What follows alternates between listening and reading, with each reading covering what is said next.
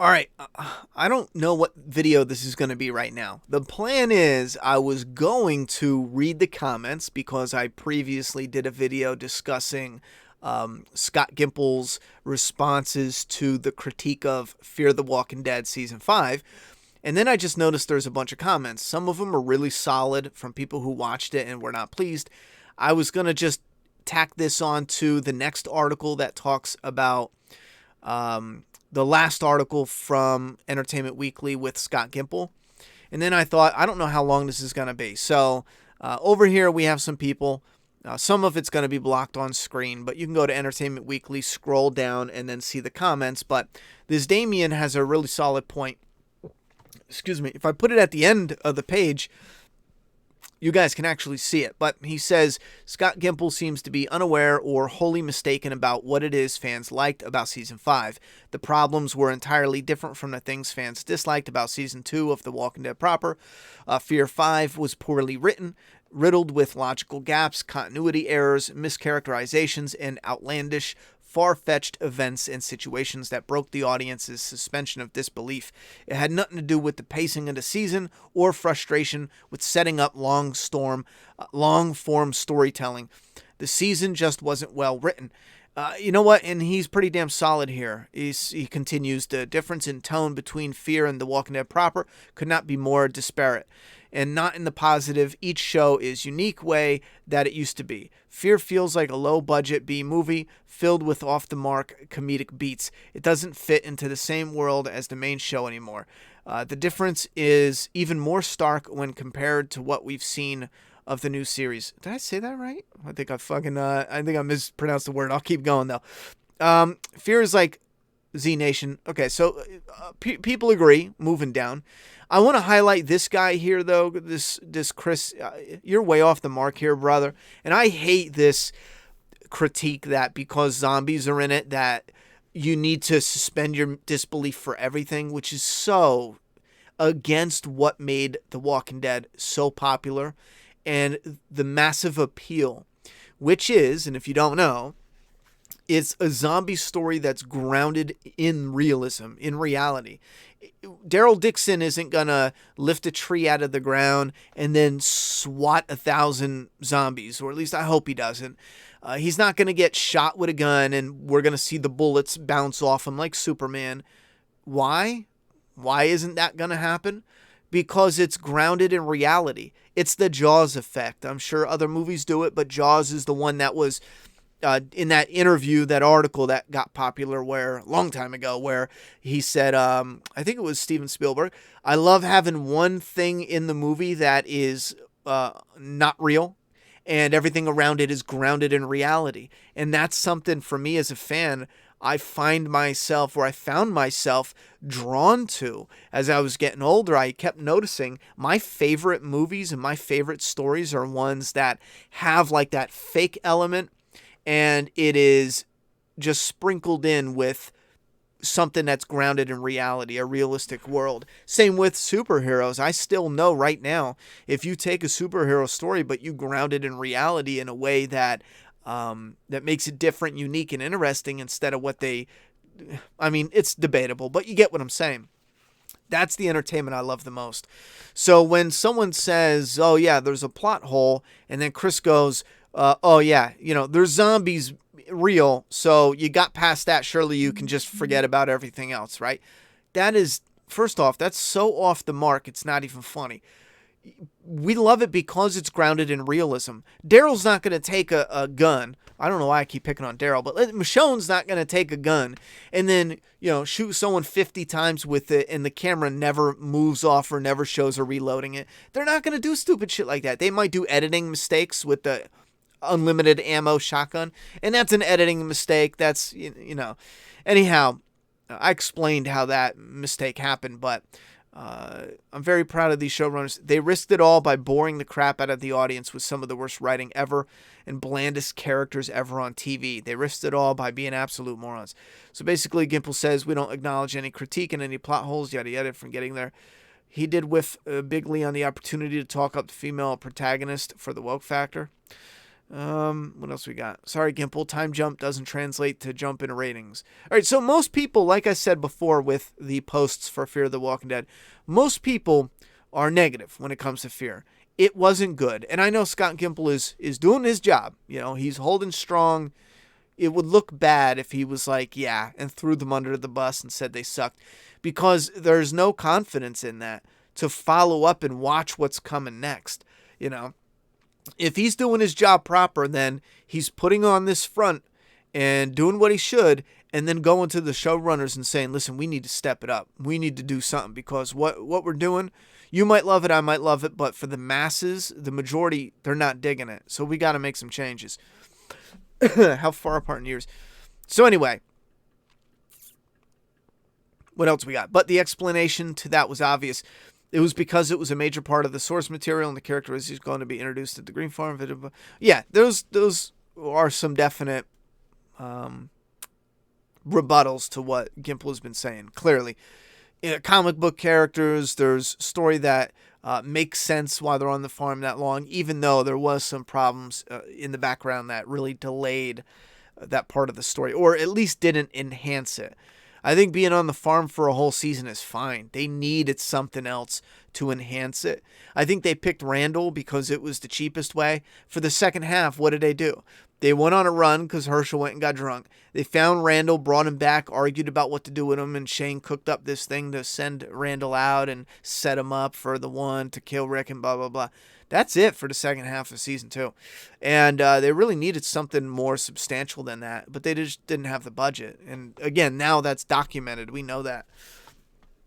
Anyhow, so this article goes on to discuss The Walking Dead has no timetable coming up.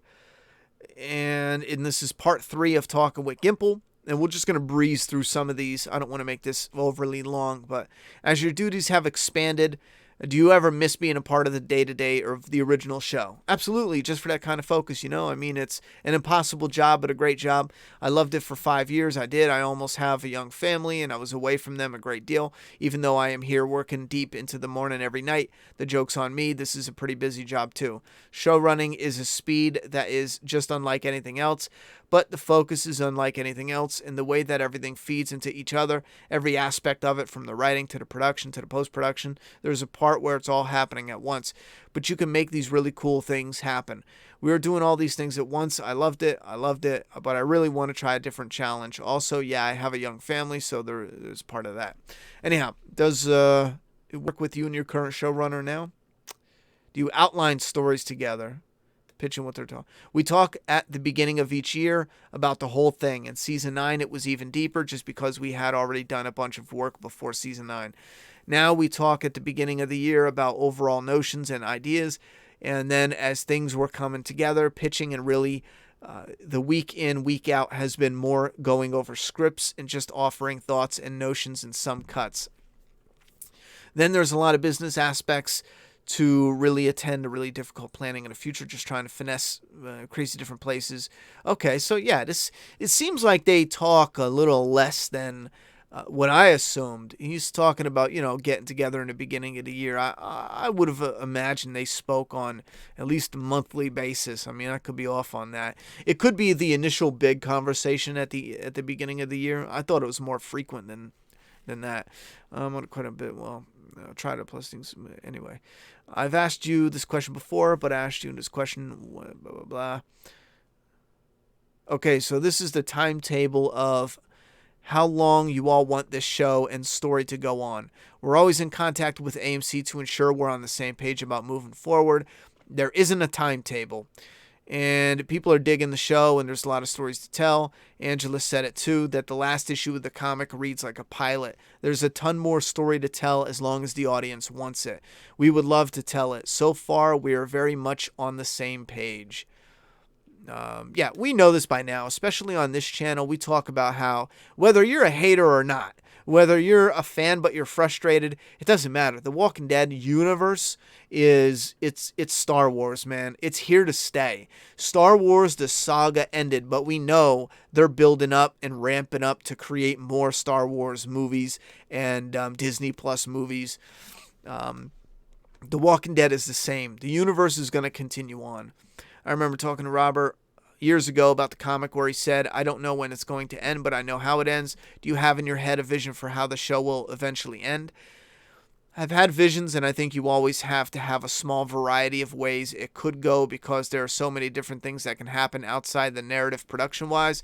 Then there's so much that happens within the narrative that catches fire, or a story that is shorter or longer than you anticipated.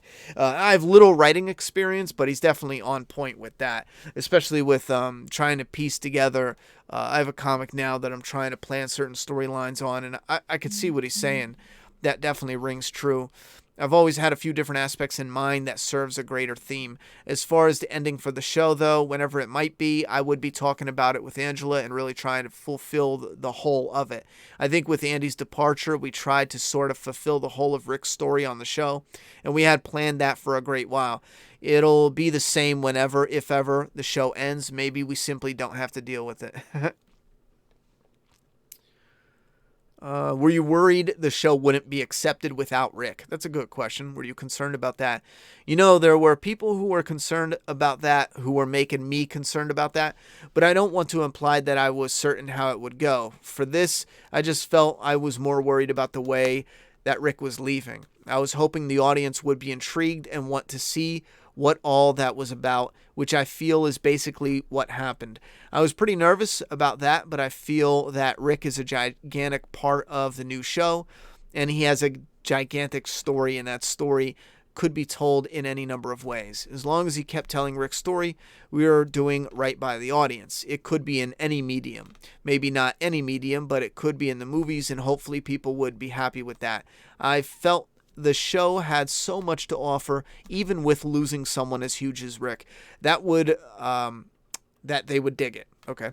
I know that I was still interested in watching it. I was sure that we would tell the stories, and I was hoping that the audience would appreciate that. I was also, in all the things I talked about with Angela, so excited to see them execute that I just felt the audience would feel the same way. Angela has done such a marvelous job in executing it. All right. What had to be a bit scary to continue to Walking Dead? So is this scary going on after losing face of the center of every Walking Dead poster? Yeah, he was the center of every Walking Dead poster. I wasn't concentrating on the scary part. Other people were trying to get me to concentrate on the scary part, but we were doing it. It was happening. There were so many factors that were like, oh, well, Andy had to do what he had to do, and we had to make it work.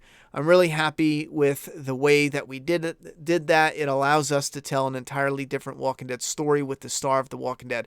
Yeah, I'm happy with how that turned out, too, but because I wasn't really ready for Rick's story to end, especially with the show continuing on. To me, so much of it goes back to when I was a kid and just sitting excited for the possibilities of a story. Movies would take so long between them. I guess I'm talking about Star Wars and Empire, Jedi. But there was a time that you just had to dream as to what on earth was going to happen. I always look upon that as a positive thing, and it was sort of a necessary thing in this case. And it was built into our process with The Walking Dead. Yet even in the episode 6 last season, it's just boom. We hit the ground running with the reinvention of the show that is very organic because of everything that has happened. It just offers this brand new thing on the show that had been there for 9 years. I think a lot of it was very fortunate the way I'm embarrassed. It happened as far as timing goes. What I do is I scan, and as I'm reading, my eyes are like 2 paragraphs ahead, so I'm butchering shit. But I'm giving you the feel of it pretty much. And don't worry, this is probably the last of the articles. We don't do this much, but this was supposed to be like, the movies, and maybe I thought we were going to get some nuggets of, I don't know, something, but there's not much here. All right, so what's going on? Who are these people? Okay, I think you're exactly right. I think that was the biggest reset, obviously, in the history of the show. And this is when Rick left and they did the new beginning type story. It was right around the time the comic had the biggest reset in the history of the comic. That is the number one thing that The Walking Dead that I wanted to do, was even if we're not serving that exact story from the comic, we're serving the feeling that that story gave you, because stuff in my mind was unassailable. And what he's talking about here is a part of the comic I love too. I mean, it was, and they did capture that vibe. It did feel a bit rushed, but they captured that vibe.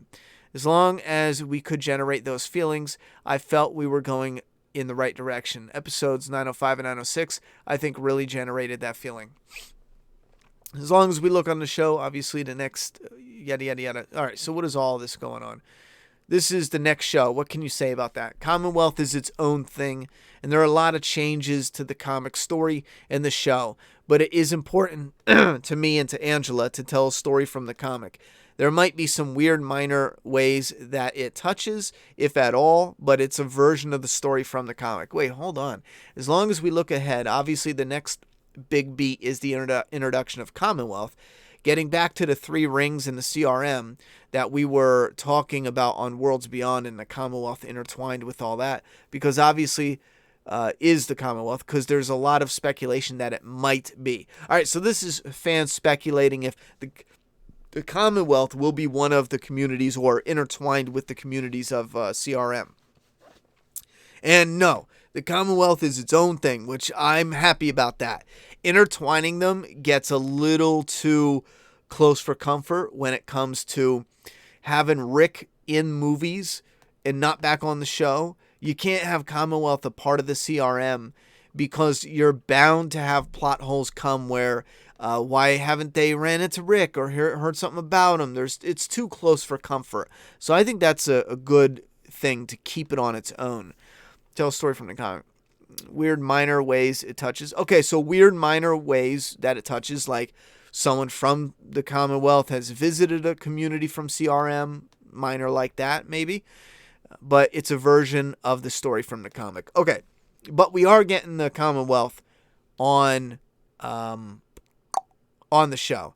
That's cool, but taking the weight of the Commonwealth out, which is Rick. He was the full weight of the Commonwealth. You got the Commonwealth, and Rick was assassinated. They left, and then the only thing of substance is the Commonwealth was the beginning of setting up the future civilization, because it was all so huge, which is something that I do struggle with, because I thought it would spring forth with Alexandria and build off of that.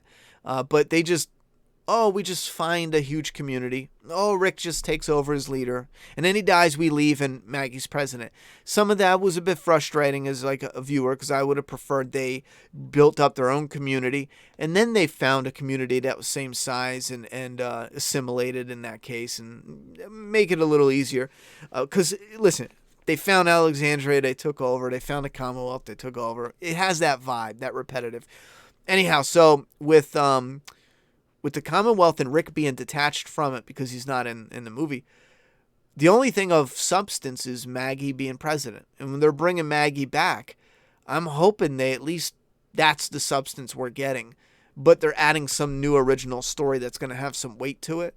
There might be a character that's assassinated, but I think now that we know, it's way too predictable. I think they should keep the attempted assassination character, leader, jail. I think we should take that, but morph it in a weird way with a different character. Maybe keep it as Negan this time, Daryl, but it has to be an attempted assassination, because an assassination, it's too predictable. Then again, attempted might be plot armor. Again, it's tricky as well. Anyhow, a few comments here, and this person says, Emma, I've been watching The Walking Dead since the first episode and have loved it. The ups, the downs, yada, yada, yada. What has me losing interest is Judith. Yes, she's a cute kid, but scenes where she's fighting, shooting better than an adult who's been doing it for years and years, telling adults what to do. Sorry, I am not a fan at all. I have to agree partially here. Hold on. I'm not looking forward to Michonne leaving, but understand it wants to move on. I hope she takes Judith with her, please. Also, the actress who plays Magna is hard to watch. You're getting it right on the head. Seriously, her overacting is uncomfortable to watch. Hope she becomes Walker bait. Not a fan of showrunner Angela. Wow. Never thought I'd say this, but would rather have Gimple back. Yikes. I think the showrunner-wise, they're doing pretty much the same. It's pretty solid all the way around. Now, when it comes to Magna, yeah, and I think that's because they're having her do this attitude, which is harsh. It's coarse. And when it comes to Judith, here's the thing where I will agree, and I don't understand why they do it. Because if you take Judith and you have her wanting to step up, and people are willing to train her, and it's different than how we saw Carl, who was kind of whiny, and he was adopted into this world, not born into it like Judith. So you have Judith, who's a little tougher around the edges, and she does try to fight. Sometimes she's on point, like when she's with Michonne. I think it would have been a way more impactful storyline if there was a lot of stuff they could play with. We already went through the first half. There's a lot of dead air. Take out Dante. Ooh, fucking whisper spy twist. Take that bullshit out and add something where Judith wants to help toughen up, and she wants to be older than she really is, and we see her struggle with it. She's trying to get the movements down, and then later when, and I'm not going to go over a whole explanation, but you get the simple idea, and she's fighting with it, trying to get better. We see her training, and then later, and again, this is just small stuff you're sprinkling in with the other random stuff you had in there, and when we see her actually kill a walker, and it's smooth and slick, and Michonne is there, and she's proud of her because we're seeing this growth instead of just showing up and she's all knowing and badass. I don't know. I think it adds a special moment to it. Michonne's proud. We're proud as viewers because we want her to succeed and be tough and be a little kick-ass kid, little ass kicker like Daryl says. But we also see the pain and the struggle when initially we see her and she's not quite there yet. She's a little sloppy, a little, trying to be as confident as she should be, but she's a little insecure. I think that is a lot more depth than just having the badass right away. And we could have had the badass right away because, she's trying to be that. And then she gets lucky and she comes off as like this, oh shit, who's this? And then later we see her struggle. And then it connects to her and Michonne and they get it and it's awesome and it's like rah, rah, rah, I don't know. Anyway, Gimple is an idiot who ruined the series. I disagree with that. Angela's doing a great job cleaning up the mess he created. As Emma pointed out, not everyone agrees with the statement. They aren't wrong for feeling that way. Angela doing a worse job than Gimple, and Gimple was already doing a terrible job. Anyway, I mostly agree with what you said, but I gotta say this show is nothing without Rick. Back when he was doing the gritty stuff to keep his people alive meant a lot for the show. The leader himself takes hits, kills, and goes places that would make every other dude go insane, and the stuff he does just to make every member of his team safe and accounted for. Michonne is willing to bow down to Alpha and our group. These people have bullet maker Eugene, so ammunition isn't a thing. That's something they should have addressed. Instead of fans going, what's up with the ammo? So desperate, sagging reviews, franchise fatigue, the loss of mostly all the original characters, and rehashing the same story over and over again. Really? What kind of diluted bubble do you have to exist in that makes you think this show should stick around another 10 years? And not only that, but spin it off 3 times. Fear, yada, yada, yada. And here's another thing, Gallagher, there's definitely room to critique the franchise fatigue, the ratings, the loss of original characters. But are you ready to quit your job? Why won't you quit your job right now? I don't even need to know your job, but the point is still the same. Why aren't you quitting your job right now? Bro, just totally quit your job. Why don't you quit your job? Because it's how you're making money. The Walking Dead is the #1 thing making AMC money. Why would they quit? Even with sagging ratings, it's like the life preserver on their body. I was going to say something else, but that seems mean. But yeah, it's their life preserver. It's keeping them afloat. Why? Why would they just stop? You know what I'm saying? So yeah, they're going to continue because it's going to make a lot of money. If they can do it right and find the right stories to tell, it will have it'll have a resurgence. It's not what I want to say, but you get what I'm saying. It will catch on fire again. Certain aspects of it. It has the potential. Doesn't mean it's going to. But yeah, everyone's saying they should quit. Like, no, it's making the money. They're not going to stop. What's this person saying? Same story over and over again. Oh, no, I'm sorry. Gimple obviously thinks he has money making machine right here. Yeah, once The Walking Dead stops making money, sure, that's a different story.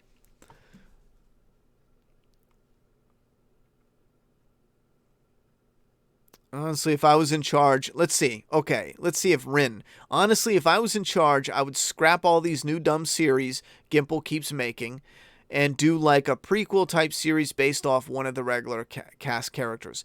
Like a series based off Daryl Dixon's younger days or Rick's younger days, not because it will sell better, but because the audience would be more familiar with the character.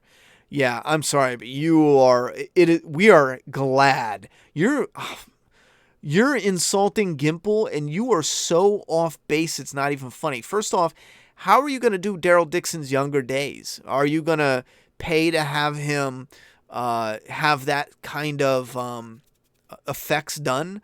Oh, wait, you're going to recast him. So what made Daryl Dixon a household name is the charm and charisma with Norman Reedus. You're going to recast him. And it's not going to have any zombies in it because it's his younger days. Who gives a fuck about Daryl Dixon in his younger days? Nobody. I am sure you could make an amazing character piece, kind of like the Joker, with a Daryl Dixon with his backstory and his connection with his brother. I think that could be fire. Rick's, I don't know, but Daryl has such a colorful background. I think that has the potential to be something that's unique and out of the blue. However, you need Norman Reedus for it. So if you're going to spend the money for the de-aging, I think you could do something there. But the reason I say you're way off the mark is, bro, your core audience are zombie fans. As much as they love Rick, I love Rick and Andrew Lincoln, you're going to do de-aging? Because I'm not going to take a recasted Rick Grimes. No, not for younger. You're going to get rid of all the zombie shows that are making them money, hand over fist, and do shows about what? Oh, I don't know, man. All I have to say is I do partially agree. They should trim the fat when it comes to certain shows. But you see what they're doing right now. They are hanging on to what's making them money. And Gimple and his team are working on the projects that are going to replace what's currently making the money. If you don't think that's what's going on, I mean, come on, man. That's literally what they're doing. Now, if Fear the Walking Dead has a little blow up, or maybe, I don't know, maybe it is sustaining even when it's doing bad in ratings and critics, then it's making the money. It's going to continue. But the moment they get an idea of something that'll likely make more money, they're going to replace it. They're going to switch it out. But they'll likely start it, test the waters, see how it latches on and catches on, and then get rid of and finish off Fear and bring out something else. That might even be what World Beyond is. Season 6 of Fear might be taming down. Maybe that's why they're keeping it and they're not so worried about the low ratings. Maybe Season 6 is the last season of Fear and World Beyond is coming up as the propped up second, you know what I mean? The spinoff that's going to continue when Fear ends. Maybe. I don't know. Anyhow, leave your thoughts and opinions down in that comment box. I'm done talking. It's your turn.